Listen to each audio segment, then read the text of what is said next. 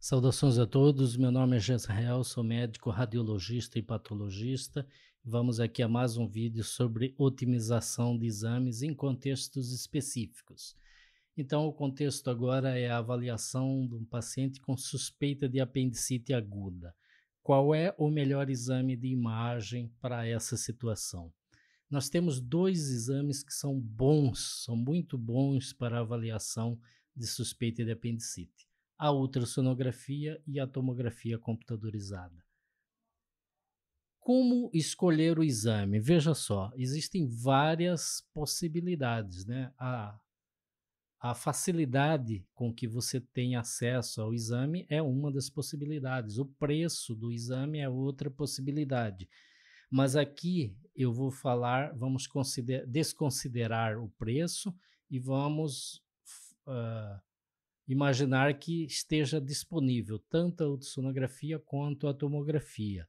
Qual você vai escolher para fazer, né, para tirar a sua dúvida? Porque se não houver dúvida clínica, né, se a clínica for típica e o exame físico for típico, então você não vai precisar de exames de imagem para fazer o diagnóstico de apendicite aguda, né? A mão de um cirurgião bem treinado, ela tem uma alta sensibilidade para fazer o diagnóstico da apendicite aguda típica ao exame físico, né? Então, a história clínica mais o exame físico vai fazer a maioria dos diagnósticos aí de apendicite aguda. Mas existe uma parcela de pacientes que tem história clínica atípica e que o exame físico também tem achados atípicos, e nesses pacientes o exame de imagem vai ser muito importante. Qual escolher? Pois bem, você poderia até pensar, assim como muitos médicos pensam, que existe uma hierarquia dos exames, isto é, o exame mais simples primeiro, que seria o ultrassom, depois o exame mais sofisticado, que seria a tomografia, e finalmente o exame mais sofisticado ainda, que seria a ressonância magnética. Isso não é verdade, né? Isso é um erro que muitos colegas têm na cabeça, que existe esse tipo de hierarquia. Veja só, para apendicite aguda, se o paciente for magro, tiver pouca gordura intracavitária, pouca gordura visceral, ou se ele for criança, principalmente porque grande parte das crianças também tem pouca gordura visceral, a ultrassonografia será excelente para fazer o diagnóstico. Vai identificar o apêndice inflamado na imensa maioria dos casos de pacientes magros e de crianças.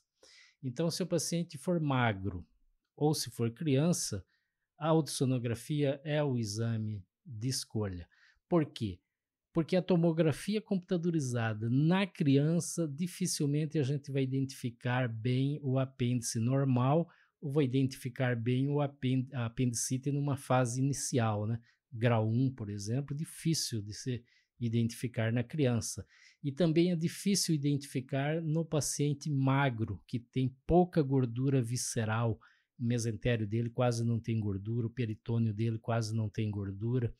Por quê? Porque a gordura intraabdominal, intracavitária, chamada de gordura visceral, é o que afasta as estruturas uma das outras, é o que vai afastar o ilho do apêndice, é o que vai permitir que a gente visibilize o apêndice na tomografia computadorizada.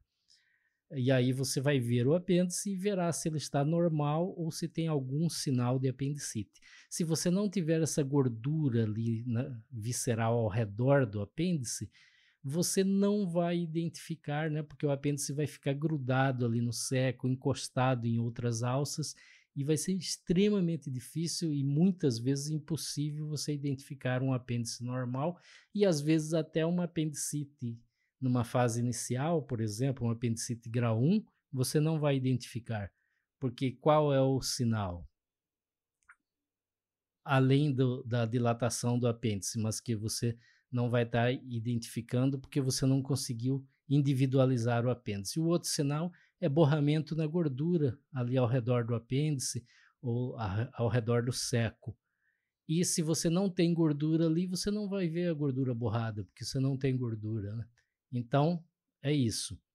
Já pacientes obesos, né, pacientes que têm uma quantidade grande de gordura visceral intraabdominal, é excelente para tomografia computadorizada, porque a gordura afasta as estruturas, né? Então vai afastar as alças do apêndice, e você vai conseguir ver o apêndice com mais facilidade e saber se ele está com características normais ou se tem algum sinal de inflamação. Ok? Então é isso. Paciente obeso, a tomografia é o melhor exame. O ultrassom já no paciente obeso é difícil você identificar, né, as estruturas, porque a camada de gordura atenua o som e dificulta. Pacientes obesos, então, tomografia é o melhor exame. Pacientes magros e crianças, ultrassom é o melhor exame do ponto de vista prático, ok? Então, neste vídeo era isso, obrigado e até o próximo.